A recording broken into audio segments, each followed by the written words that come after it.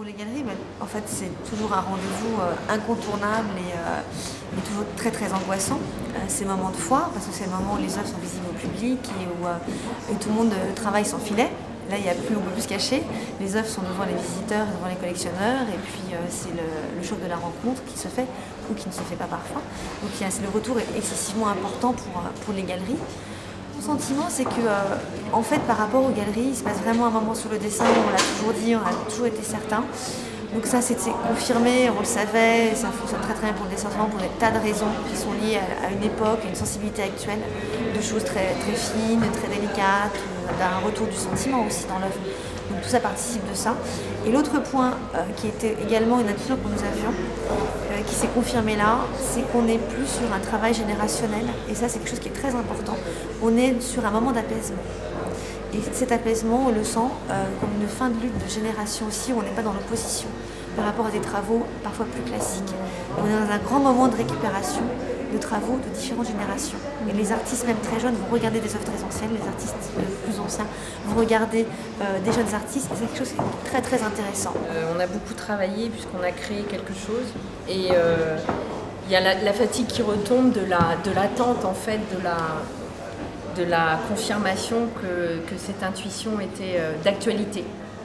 Et en parlant du travail du sentiment de Cécile dans le rapport aux galeries, et moi j'aime beaucoup ce qu'elle dit sur l'apaisement.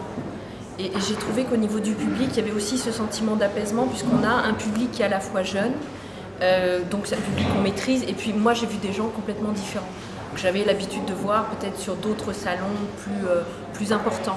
Et là, dans ce moment intime qui est le moment de ce salon de Chic Dessin, il y a des personnalités comme celle-ci qui sont venues, qui sont des personnalités qui maîtrisent un environnement, celui du dessin, et qui sont venues découvrir ce qui se passait chez nous, parce qu'on s'est vraiment approprié le lieu. Moi, j'adorais me dire que j'étais une hôtesse qui recevait ses amis.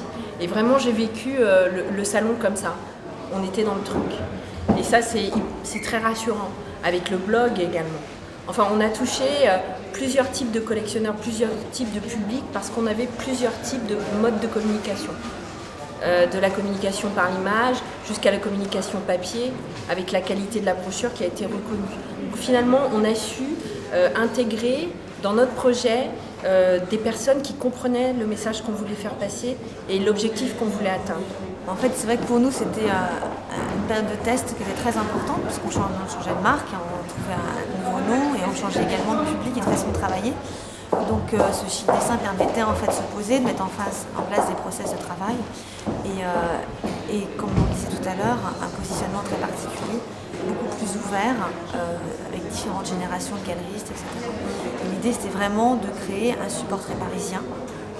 Un support très parisien qui en fait valorise la dynamique qu'il y a dans cette ville, qui est très importante, contrairement à ce qu'on pourrait croire. Il y a énormément de très bons professionnels, de très bons artistes, il y a beaucoup de choses qui se passent ici. Et donc on voulait vraiment créer ce support, on l'a testé entre guillemets sur le dessin, on sait que ça marche, on sait que le public suit, que les collectionneurs viennent. Donc maintenant, demain, on se remet au travail. On dort 2 heures de plus et on part tout de suite sur la Cité du Design avec un projet dans le même esprit, tout autant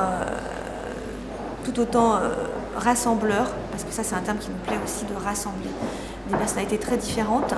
On travaille beaucoup sur la diversité, on est des gens qui sont très respectueux du travail des galeristes et on sait à quel point ce métier est difficile.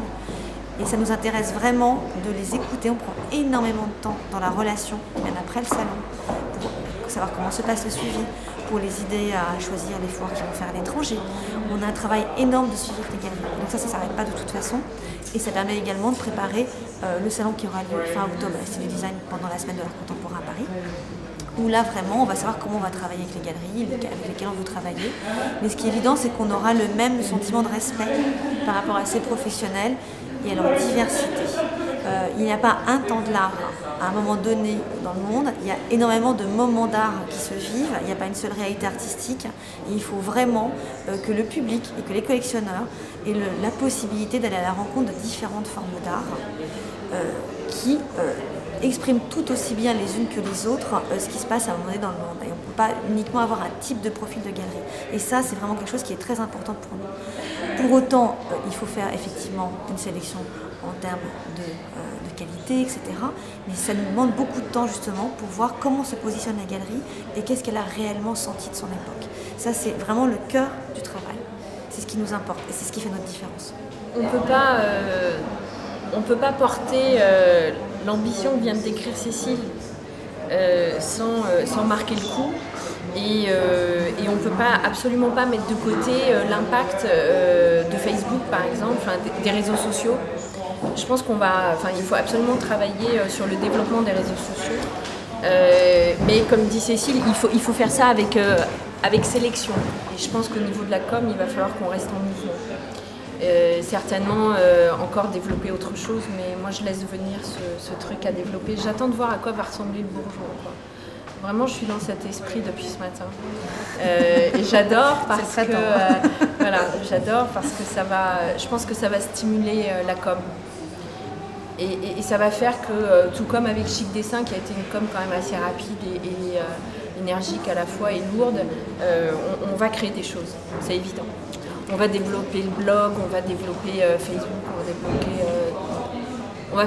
moi, j'ai vraiment envie de travailler énormément sur l'image.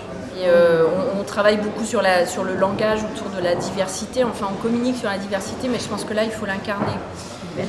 Et diversité d'environnement, diversité diversité d'intervenants aussi. Et je pense que là, voilà, on travaille beaucoup sur l'incarnation, l'existence des individus qui portent le projet. Et la communication va vraiment se développer encore sur ça.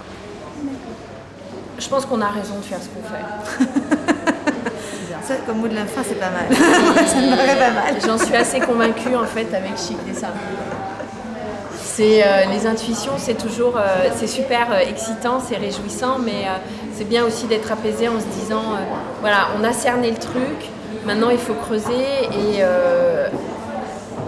et je trouve que c'est un projet qui est hyper généreux parce que justement, c'est un projet qui sollicite la diversité.